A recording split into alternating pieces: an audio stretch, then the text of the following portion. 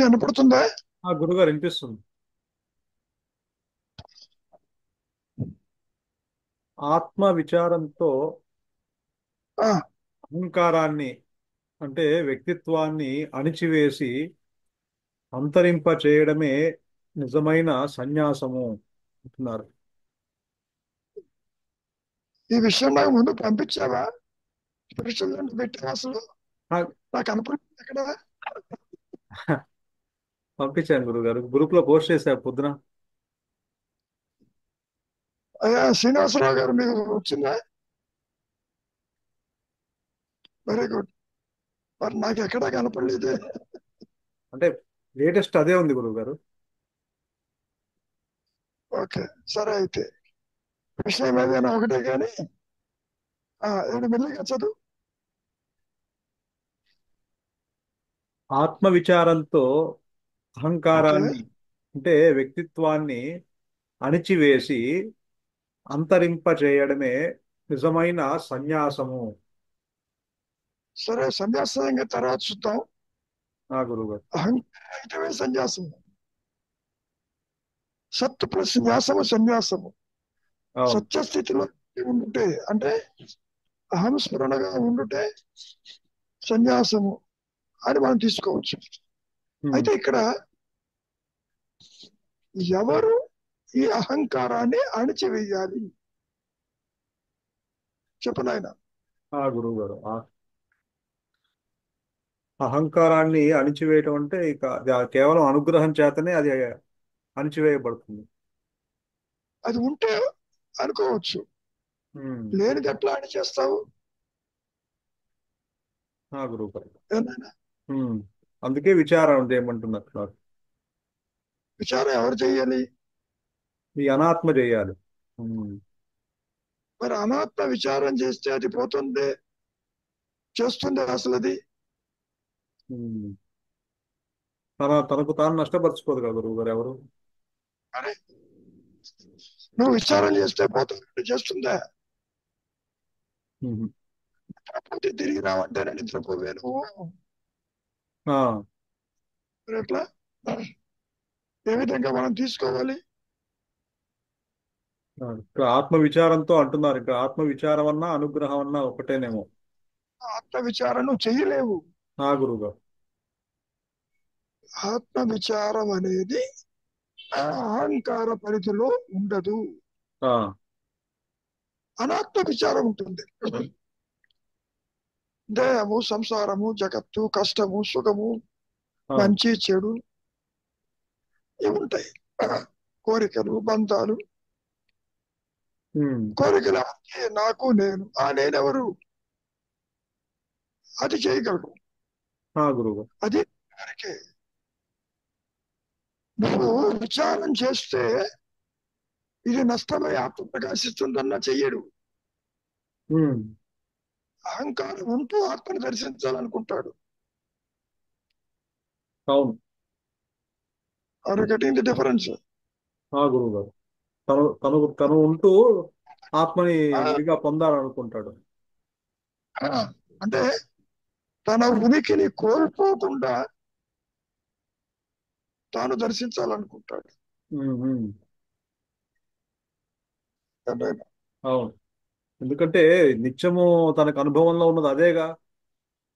తను ఆ అంతేగా. ఉనికి కోల్పోకుండా అన్ని తెచ్చుకుంటూ అన్ని అనుభవిస్తున్నాడు కదా.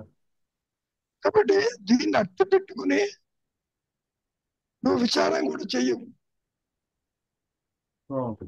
ఎందుకు చెయ్యవు? కారణం ఇది పోతుందేమో అని. ఉమ్, పోతుందని చెట్ల గురువు గారు. అవును. నీవే ఆత్మవి, తెలుసుకో. ఆత్మస్థితిలో సృష్టి ఉండదు, జీవులు ఉండడని చెప్తే ఇప్పుడు విచారం చేస్తున్నా చెయ్యడం. ఉమ్, ఇస్ ఇట్ నాట్? అవును. ఈ జీవుడికి ఏం కావాలి? వ్యక్తిత్వాన్ని నిలుపుకుంటూ భగవద్ దర్శనము, ఆత్మ దర్శనము, మోక్షము. చెప్పారుగా అవును. ఒక చోట, జీవుడు భగవంతుడి దగ్గరికి వెళ్ళి ఆయన సేవించుకుని తిరిగి వస్తాడు. అని కూడా ఆయన వర్ణించారు. ఆ, ఏనాయన? ఆ గురుగారు. అదే జీవుడు జీవుడే, దేవుడు దేవుడే అన్నారుగా ఆ మతస్థులు. ఉమ్, దాన్ని కూడా పూర్తిగా ఖండించాడుగా. ద్వైతమా, విశిష్టాద్వైతమా, అద్వైతమా, ఈ పేర్లన్నీ ఎందుకు నీకు, ఆ, నీవెవరిలో తెలుసుకున్నాడు ఉమ్, ఉమ్. ఏనాయన? అవును, అవును గురుగారు. ఒకసారి మళ్ళీ చదువు మెల్లిగా. ఆత్మవిచారంతో అహంకారాన్ని, అంటే ఈ వ్యక్తిత్వాన్ని అణిచివేసి అంతరింప చేయడమే నిజమైన సన్యాసము. నిజమే, అహంకార రహితమే సన్యాసము. ఉమ్, అహంస్మరణే సన్యాసము. సత్యముగా నిలిచి ఉండటమే సన్యాసము. అవును. అది ఎవరు కాదంటల్లా. సన్యాసం అంటే ఏదో పుచ్చుకునేది కాదు. ఆ గురుగారు. గృహస్థుడైనా తాను గృహస్థుడు కాదని తెలుసుకోవడమే సన్యాసము. ఉమ్. సన్యాసి అని చెప్పి అనుకుంటే వాడు సన్యాసి కాదు. పాయింట్ అది వస్త్రాలు మార్చినంత మాత్రాన. అవును. కదా. సరే, ఆ విషయం పక్కకు పెడితే ఏ విధంగా నీవు ఆత్మని తెలుసుకుంటావు? ఉమ్, నువ్వు ఆత్మవే ఉన్నావు, there is no doubt about it. ఈ మాటలన్నీ ఎక్కడొస్తున్నాయి? మాయా పరిధిలో వస్తున్నాయి, ద్వైత పరిధిలో వస్తున్నాయి, అవును. అవస్థాత్రయముల్లో జాగ్రత్త అవస్థలో వస్తున్నాయి ఇవన్నీ. Is it not? ఆ గురుగారు. అవును. ఏ అవస్థకి అందరిది తురీయం. ఉమ్, ఒకటే సత్యం ఉంటుంది నాయన. అక్కడి అవస్థాత్రయాలు ఉండవు, సృష్టి ఉండదు, జనన మరణాలు ఉండవు. కానీ నీకేం కావాలి? వ్యక్తిత్వాన్ని నిలుపుకుంటూ ఆత్మని దర్శించాలి. అది కుదరదు. ఉమ్. ఆ మాత్రం మూల్యము చెల్లించక తప్పదన్నారు. ఏది వ్యక్తిత్వాన్ని. ఆ గురుగారు. అవును. సో వ్యక్తిత్వం. జీవుడు దీన్ని వదులుకోవడానికి ఇష్టపడుతుందా? ఆ, దీన్ని పెంచి పోషిస్తున్నాడు. ఎక్కడ తన ఉనికి కోల్పోతుందో అని ఈ దేహాదులను పట్టుకుని వేలాడుతున్నాడుగా. ఆ గురుగారు. అవును. తను తానెవరు దుఃఖపరుచుకోరుగా అంటారు కదా భగవాన్. ఉమ్. దుఃఖం ఎవరు కోరుకోరుగా, అందుకని ఇది ఎప్పటికీ అది తన తన నష్టం అవ్వాలని అనుకోదు.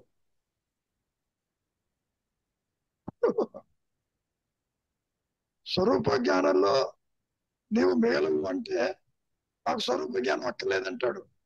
ఉమ్. అవును. నిజం. మేము పోతే ఇంక అందరూ పోతారు అనుకుంటారు కదా. అంటే ఈ సంసారం ఎట్టా, వీళ్ళని ఎవరు చూస్తారు అన్న భావన కలుగుతుంది కదా. అంతేగా మరి. ఉమ్. తాను కర్తను అనుకుంటున్నాడు, తాను పనిముట్టుని అనుకోవటంలా. అవును. సర్వాన్ని నడిపేసి ఒక అయ్యర్ పవర్ ఉందని అనుకోవటంలా. ఆ గురుగారు. చేస్తున్నాను, నేను చేస్తున్నాను, నేను చేయకపోతే ఎవరు చేస్తారు? Is it not? Um, um. ఏమా సరోజ, ఇంకేమైనా ఉందా? నువ్వే చెప్పాలి లేని విషయాలు.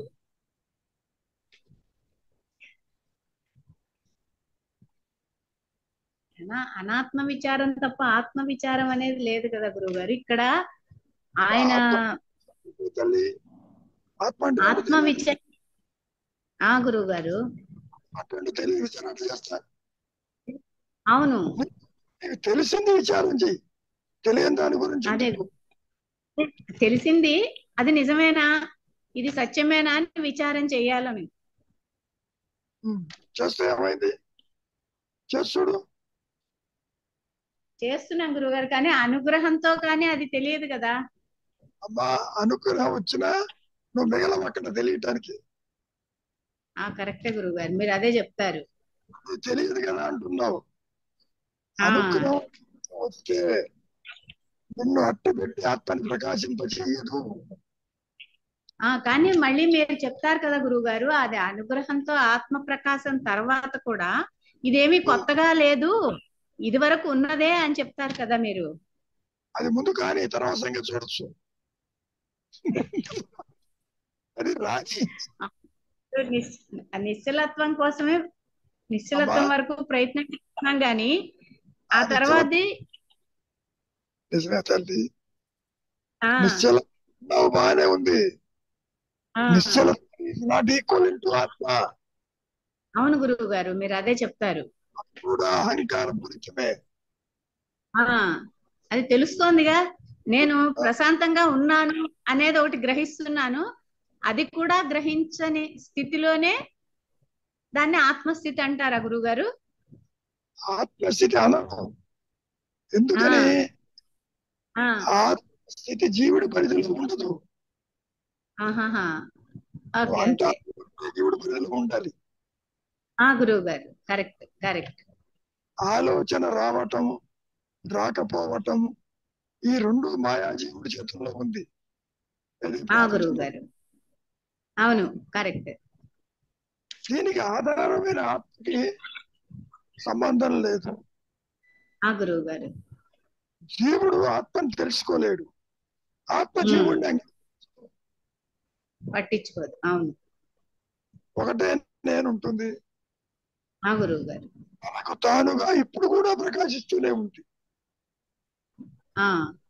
ఈ దృష్టి మాత్రం కోరికల మీద, బంధాల మీద, పరిమితమైన అహంకారంతో ఉన్నావు కాబట్టి గురువు గారు అర్థమైంది గురువు గారు. సన్యాసం అన్నా, అహంస్ఫురణన్నా, ప్రియమన్నా అంతా ఒకటే తమ్మా. గురువు గారు గురువు గారు సన్యాసము ఆత్మ ఎందుకు ఉంటున్నారు? సత్యము వ్యాస రూపేణ ఉంటుంది. అహమహమతి స్మృతి. గురువు గారు అంటే ధ్యానం. గురువు గారు అమ్మా అర్థమైంది. సో చెప్పమ్మా, ఇంకేమైనా ఉందా? ఇంకేం లేదు గురువు గారు.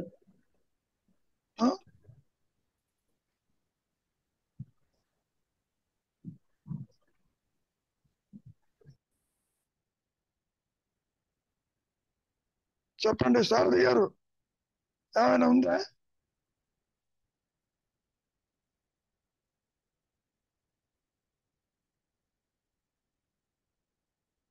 సాగర్ గారు కనపడుతుందా?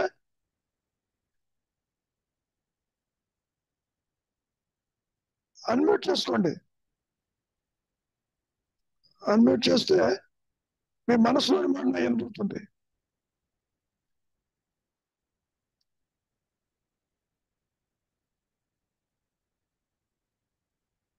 ఏం దొరకలేదా?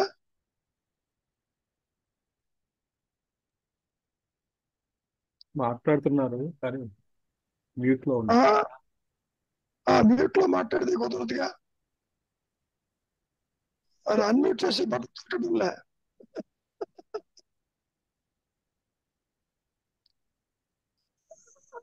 సాగర్ గారు ముందు అన్మ్యూట్ చేసుకుంటే ఏర్పడుతుంది, లేకపోతే అనిపిస్తుంది.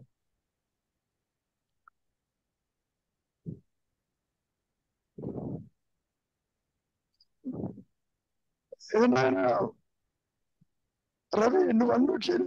గురువు గారు ఇప్పుడు వస్తుందండి? వస్తుంది వస్తుంది. ఎందుకంటే అది ఒకటి అడగాలనుకున్నాను, కొంచెం లేట్ అయ్యాను అనుకోండి. కానీ సబ్జెక్ట్ రోజు విన్నా కూడా, ఇప్పుడు పొద్దున రవికుమార్ గారిది ఆ విశ్లేషణ విన్నానుకో కూడా ఏమనిపిస్తుంది అంటే గురుగారు, ఇది అనుభవంలోకి రాకపోయేసరికి మళ్ళీ అవే డౌట్లు, అవే నివృత్తి అలాగే జరుగుతుందేమో అనిపిస్తుంది గురుగారు అడిగినా కూడా. ఇంకా ఆత్మ మనకి అనుభవం జీవుడికి కాదు నాయన. ఉమ్, జీవభావంతో ఉన్నవాడికి ఆత్మభావం ఉండదు. మరి జీవుడికి కాదు, కానీ సందేహాలు మాత్రం జీవుడికే కదా గురుగారు. ఎందుకని? ఆత్మగా ఉండక అనాత్మతో అసోసియేట్ అవ్వవు కాబట్టి. నేనంటే ఈ దేహం, నేనంటే వ్యక్తిని, నేనంటే కర్తని, ఉమ్, జనాలు ఉన్నాయి ఉమ్, అని అనుకుంటున్నావుగా, అందుకని సందేహాలు. ఉమ్, ఆత్మ వైపు నుంచి చూస్తే, జ్ఞాన పరిధిలో చూస్తే సందేహం ఉండదు. దానికి ఉమ్, పుట్టడం లేదు, పొందం లేదు, మోక్షం లేదు. ఇక్కడ నీవు కాని దానితో దేవునికి నేర్పరుచుకున్నావు. లేదంటే ఈ దేహము అంటే అనంతమైన నీ స్వరూపాన్ని పరిమితమైన జీవభావంతో ఉన్నావు, అందుకని సమస్య. ఉమ్, అందుకనే ఇన్ని మాటలు మాట్లాడుతున్నారు మహర్షి. దేహం లేకపోతే ఉన్నావు కదా, నిద్రలో ఉన్నావు, కళలో ఉన్నావు కదా, స్థూలదేహం లేకపోయినా ఉన్నావు, సూక్ష్మదేహమైన మనస్సు లేకపోయినా ఉన్నావు కదా, నిద్రలో ఉన్నావు. అంటే ఈ బాడీ మైండ్ కాంప్లెక్స్ తోటి సంబంధం లేకపోయినా నీవు చెక్కు చూడకుండా ఉన్నావు. అంటే గురువుగారు ఇప్పుడు మీరు చెప్పేదాన్ని బట్టి ఇక్కడ తెలియవాడిగా నేను ఇవి ప్రశ్నిస్తున్నాను అన్ని కూడా. అక్కడ ఇప్పుడు మీరు అన్నట్టుగా ఆత్మస్థితిలో ఉంటే తెలియవాడు అనే అది ఉండదు కదా అక్కడ అసలు. అసలు జీవుడే ఉంటాడు, జ్ఞానమే ఉంటుంది. మరి అది ఉండనప్పుడు అలాంటి స్థితికి నాకు ఈ ఆరాటం ఎందుకు గురుగారు? సంబంధం లేదు కదా, అది ఆటోమేటిక్ గా ఉండిపోతుంది కదా అని నా భావన. ఇప్పుడు ఇప్పుడు ఏదైనా ఉంటే ఇబ్బంది ఈ జీవుడికే ఉంది, పరిష్కారం ఈ జీవుడికి తెలియదంటే ఎట్లా? పరిష్కారము ఆత్మ ప్రకాశంతో తెలుస్తుంది. ఉమ్. ఇప్పుడు అప్పుడు అక్కడ జీవుడు ఉండడు, జీవుడు ఉండడు, జ్ఞానం ఉంటుంది. జ్ఞానం ఉంటుంది. ఆ జ్ఞానం దేహంతో కలవదు. దేహంతో కలవదు. ఇప్పుడు కలిసినట్టుగా ఉంటుంది. ఈ మాయా నేను అటు జడము కాదు, ఇటు చైతన్యము కాదు. చైతన్యము కాదు. అందుకనే ఆదిశంకరుడు చిచ్చల గ్రంథి అంటూ వర్ణించాడు. ఇది ఒక అద్భుత కల్పన, మాయావి, తనకంటూ ఉనికి లేనిది. దేహాలు మార్చుకుంటూ ఉంటుంది ఆయన చాలా తేలిగ్గా. ఈ దేహం రాలిపోతే నీకే నష్టం లేదు, ఇంకో దేహం పట్టుకుంటుంది, కోరికలు ఉండాలి కానీ. అట్లా వచ్చినవే పునరపి మరణం, పునరపి జననం. కృష్ణ పరమాత్మ గీతలో కూడా ఇదే చెప్పుకున్నాడు. జాతస్య మరణం దుఃఖం, పుట్టిన దానికి మరణం తప్పదు, మరణించింది తిరిగి పుట్టే తప్పదని. తిరిగి పుట్టేది ఇది, నశించేది ఏదంటే ఈ దేహమే. కానీ నాది దేహం అన్న వాడికి ఇప్పుడు మరణం లేదు. విశేషం చూడు, దేహం నాది అంటున్నావే, వాడు మరణించడు, వాడు ఆత్మే.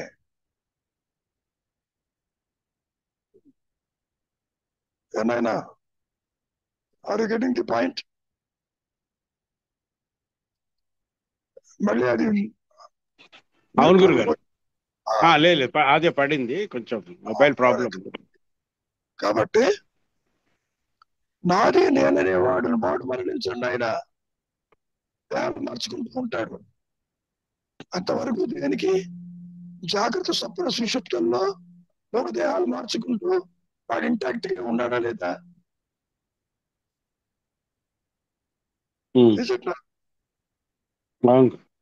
ఆ మూలం ప్రకాశించినప్పుడు తిరిగి దేహాలతో పని ఉండదు. ఆత్మ లక్షణాలు జీవుడికి కూడా ఉన్నాయి, దేనితోనూ కలవడు, కలిసినట్లుగా అనిపిస్తుంది. ఇప్పుడు కూడా నాది నాది అంటావే తప్ప దేహంతో కలవు. దేహానికి పాలిసి నిద్రపోతావు కదా, దేహంతో నిద్రపోతున్నావా లేదే? చెప్పండి. దేహాస్మరణతో నిద్రపోతానా? లేదు కదా. లేదు. జగత్తును చూస్తూ నిద్రపోతానా? లేదు కదా. జనన మరణాలు కూడా అలాగే ఉంటాయి. ఉమ్, ఇక్కడ ఏ విధంగా అయితే జాగ్రత్త అవస్థ నుంచి స్వదేహం వదిలిపెట్టి సూక్ష్మదేహమైనటువంటి కలగంటూ అది వదిలిపెట్టి కారణయంతో ఉంటూ తిరుగుతున్నారు, అదే విధంగా కొన్ని వేల కోట్ల జన్మలు ఎత్తిన అలాగే ఉంటుంది. అది ఒక్క స్వరూప ప్రకాశంతోనే ఆ సైకిల్ ఆఫ్ బర్త్ అంటే తాగిపోతుంది. ఆ తెర మీద బొమ్మ పడుతూనే ఉంటాయి. కృష్ణ పరమాత్మ చెప్పుకున్నాడుగా, అర్జున నువ్వు నేను వేల జన్మలు ఎత్తాము, నీకు తెలియదు నాకు తెలుసు అన్నాడుగా. అవును. కాబట్టి నేనుకి మరణము లేదు, నాది నేను అనే దానికి ఉనికి లేదు.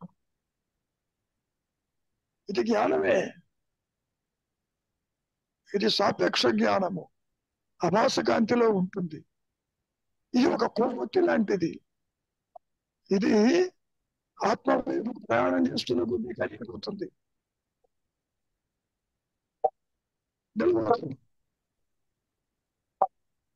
పోనీ 2 నేలలు ఉన్నాయా? ఒకటే నేను.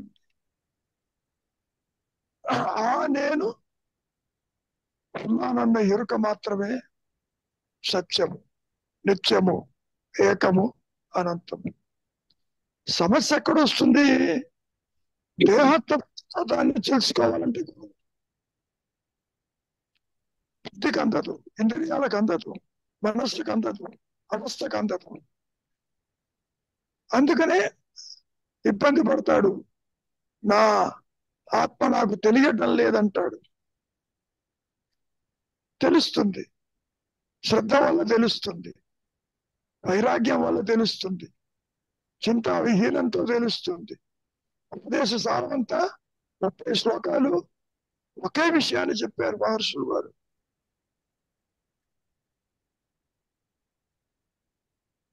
మీరు దేహం సత్యం అనుకుంటున్నారు, జగత్తు ఉంది కాబట్టి నేను చూస్తున్నానంటారు, ఇతరులు ఉన్నారు కాబట్టి నేను చూస్తున్నానంటారు.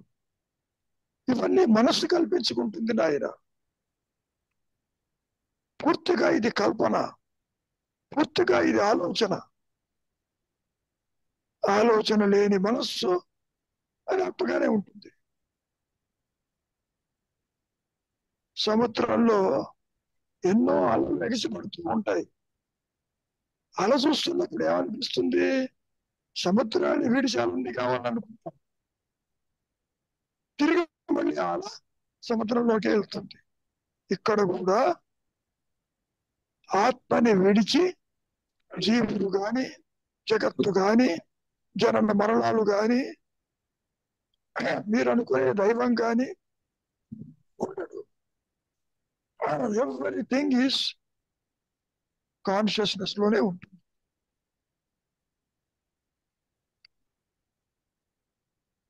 ఏనాయనా Ravi, are you getting the point? గురువు గారు ఇంత కాన్షియస్ ఆధారంగానే నిలబడుతుంది. ఏనాయనా ఏమంటా? అంతా ఈ కాన్షియస్ ఆ ఎరుక ఆధారంతోనే ఇదంతా నిలబడింది. ఆ ఆధారమే ఉంది ఈ సృష్టికి. అంతేగా మరి. ఉమ్. సూర్య చంద్రాదులు కూడా జడమే అన్నాడుగా. ఆ. అంటే కాన్షియస్ కి అన్యంగా ఏదున్నా సరే అది జడ పదార్థమే. అన్యంగా లేదుగా అసలు. ఆ. ముందు అన్యం ఉండాలిగా. లేకపోతే వీడికి అహంకారానికి అన్యంగా ఉన్నా అది జడ పదార్థమే. అంత అప్ప తీసుకోవచ్చేమో. నేనుకు అన్యంగా ఉంది, ఆత్మకు అన్యంగా లేదు. అహంకారానికి అన్యత్వం. ఆ అందుకనే నేనెవరిని విచారం చేయమంటున్న ఉద్దేశం అది. అది లేదు. ఆ. ఎప్పుడైతే నీవు కానీ దానితో ఉనికిని ఏర్పరచుకున్నావో నీకు అన్యత్వం వచ్చింది. అక్కడ గురువు గారు అవును. భేదం వచ్చింది. మరి తల ఎత్తకపోతే అభేద స్థితి ఉందిగా, ఆత్మస్థితి. కానీ ఆత్మ నుంచి ఏవైనా ముక్కలై జీవుడు జగత్తు ఈశ్వరుడు అయినాడా? అది లేదు. కాబట్టి ఇవన్నీ కూడా ఆలోచనలని, ఊహాజనితములని, అవాస్తవములని, నిరాధారమని చెప్పడానికి అవకాశం ఉంది ఇక్కడ. ఇప్పుడు దేవుడు చెప్పిందా? పోని లేదు. సర్వకర్త చెప్పిందా? నువ్వు అనుకునే దైవం చెప్పాడా నేను ఉన్నాను అని? లేదు. నువ్వు చెబుతున్నావు దేవుడు ఉన్నాడు, ఇక్కడ దేవుడు ఉన్నాడు, నీ భావన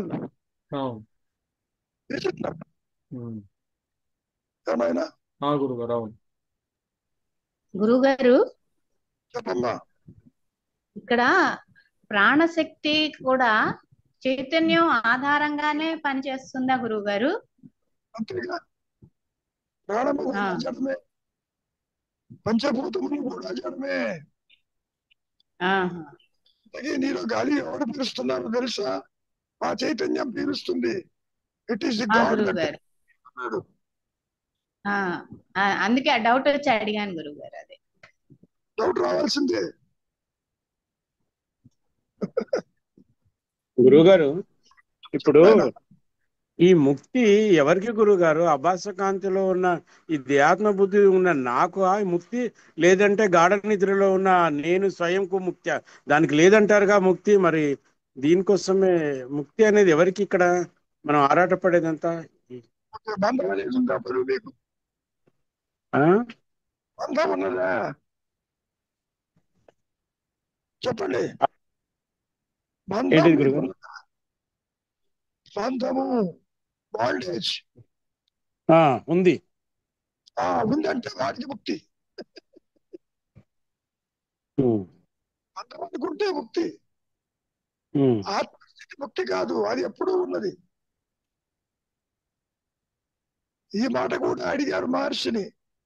స్వరూప జ్ఞానం ప్రకాశిస్తే నాకేమిటి లాభం అన్నాడు. అదే గురు. చరణ మరణాలు లేవు, బంధ మోక్షాలు లేవు పొమ్మన్నాడు. ఆ బంధమోక్షాలు కూడా నాయి కాదనుకుంటే ఏ గొడవ లేదు కదా. అట్లా బంధంలో ఉన్నావుగా, అందుకే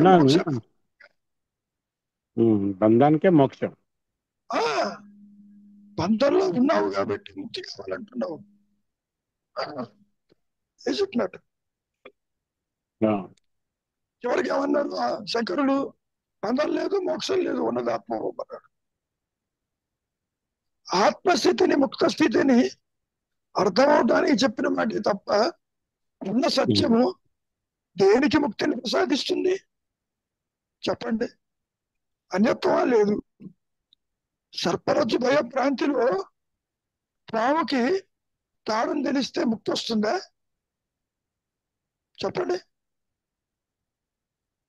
పాము లేదంటే. గురుగారు నేను అనేది ఏంటంటే గాఢ నిద్రలో ఉన్న నేను అక్కడ నా ఉనికి ఏంటిది గురుగారు? నాకే తెలియదు కదా. అది ఎవరికి తెలుస్తుంది? ఆ గాఢ నిద్రలో నేను మెలకువలోకి వచ్చాకనే నేను నిద్రపోయాను, ఆ నిద్రలో నేనున్నాను అనుకుంటున్నాను. కానీ అసలు గాఢ నిద్రలో నా స్వరూపం ఏంటి నాకు తెలియదు కదా, ఎవరికి తెలియదు కదా. అది గాఢ నిద్రలో నీ స్వరూపం ఆత్మస్థితి. అంటే మెలకువలోకి వచ్చాక ఈ మాయా నేను తోటే అనుకుంటున్నాను కదా. అవును, అందులో ఉన్నాను అని. అప్పుడు అసలైన స్థితిలో తెలియట్లేదుగా. తెలియదు నాయన, అక్కడ తెలియదు. మరి తెలియకుండా నేను ఎవరు అక్కడ? అక్కడ తెలియకపోయినా నువ్వు ఆత్మగా ఉన్నావు. నీ దేహం లేదు, సంసారం లేదు, జగత్ లేదు అక్కడ. అవును గురుగారు, అలాంటప్పుడు నాకు అసలు ఏ సంబంధం లేని వాడినే కదా. అంతే, ఏ సంబంధం లేదు నీకు. మళ్ళీ వచ్చినప్పుడు వీళ్ళందరూ కనపడతారు. బహిర్ముఖం కావడమే మనకు ఈ ప్రాబ్లం అన్నమాట. అంతర్ముఖం అయితే ఏది లేదు, ఏమి లేని స్థితి. ఈ మాట కూడా మహర్షుల వారిని, నిద్ర హాయిగా ఉంటుంది, హాయిగా పడుకోవచ్చు కదా, మళ్ళీ బయటికి ఎందుకు రావాలన్నారు? ప్రారంభ కర్మ చేత ఒక తను బయటికి పంపిస్తుంది, నిద్రపోవడానికి కుదరదు, గర్భాలు ఆచరించు పద బయటికి అంటుంది. అవును. మరి నిద్ర లేచినప్పటి నుంచి ఆలోచనలు, సమస్యలు, సుఖ దుఃఖాలు మరి వెంటాడుతున్నాయిగా. మరి సంసారం నాది నీది వారు వీరు. Is it not? ఏనాయనా చెప్పు. చివరికి ఏమిటి? అర్థం లేదు, మోక్షం లేదు.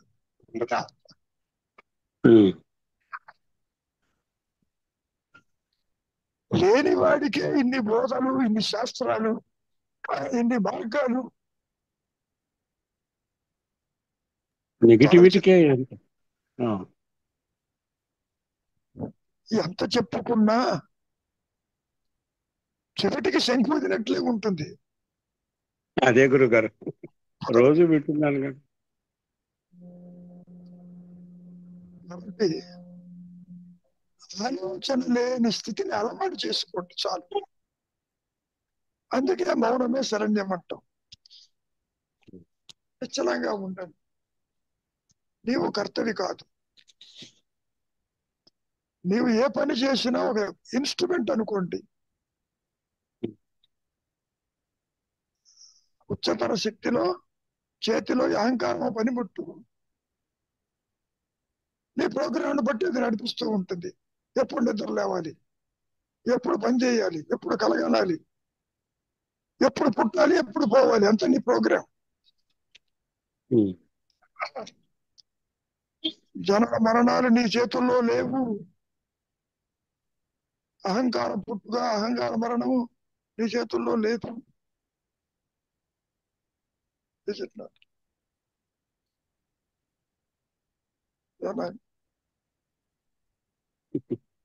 ఆలోచన లేని స్థితిని అలవాటు చేసుకోండి చాలు.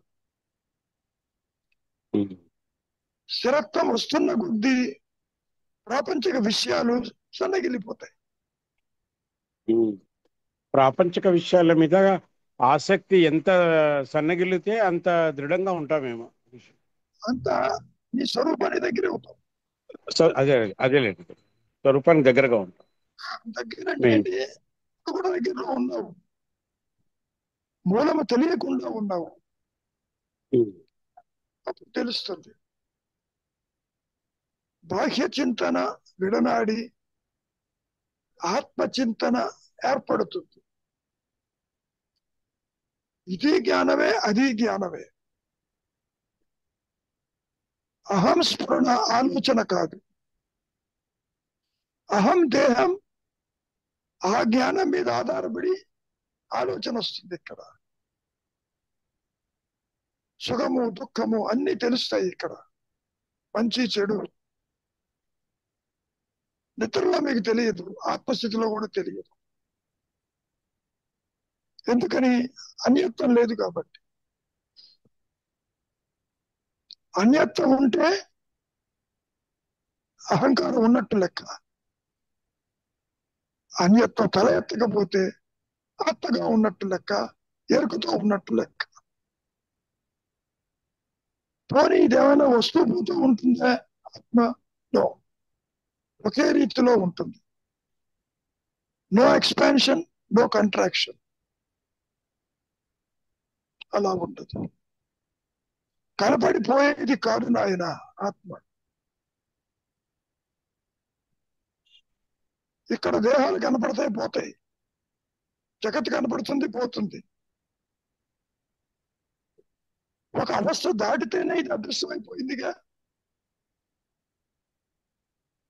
జాగ్రత్త అవస్థలో ఉన్న విషయాలు ఏ ఒక్కటైనా స్వప్నంలో ఉందా, నిద్రలో ఉందా? లేవుగా. కాబట్టి ఇవన్నీ కూడా మీ ఆలోచనలు మాత్రమే. తీరా చూడబోతే ఆలోచన అంటే ఏమిటో ఏమీ లేదు. కానీ ఆలోచించేవాడు ఉన్నాడు, వాడు లేడు. లేనిది ఉన్నట్టుగా కనపడుతుంది, లేని పాము ఉన్నట్టుగా కనపడుతుంది, లేని వెండి ముచ్చపు ఉన్నట్టుగా కనపడుతుంది, లేని పోస్ట్ దగ్గర కనపడుతుంది. ఇవన్నీ కూడా మానసికమైన ప్రొజెక్షన్స్. Very simple. అదే And there గురుగారు, is యాక్టర్ గా ఉన్నంతసేపు ఏ ఇబ్బంది లేదేమో. ఇప్పుడు కూడా playing a role play only. Fully okay. That's all. మీకు డిఫరెంట్ రోల్స్ ఉన్నాయి ఇక్కడ. తండ్రి గాను, తాత, బావ గాను, అల్లుడు గాను. ఈ రోల్స్ లో ఏ ఒక్కరు ఎప్పుడు మీది నిజంగా ఏదీ లేదు.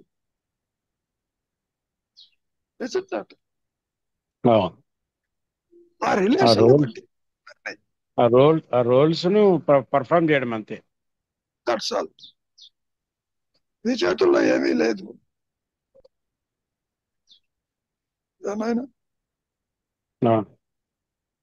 నాయన రవి, ఇంకేమైనా ఉందా? గురుగారు అయ్యా శ్రీనివాసరావు గారు, అయిపోతుంది ఇక కాసేపట్లో. ఏమైనా ఉందా? ఏం లేదు సార్, ఏమీ లేదనుకున్న వాడికే ఇవన్నీ. ఏమీ లేని వాడికే ఉన్నట్టుగా కనపడతాయి ఇవన్నీ.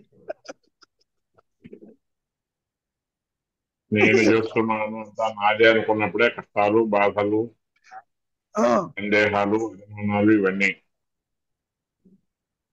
నేను కాదు చేసేది అంతా వాడు చేస్తున్నాడు, నేను పనిముట్టలు మాత్రం అనుకుంటే ఏ బెంగా ఉండదు. ఏది ఏమైనా it is the higher power that does everything. కర్తను నేను కాదు, తుంచాలా పెంచాలా నేను ఎవరు చెప్పాడు అట్లాగా.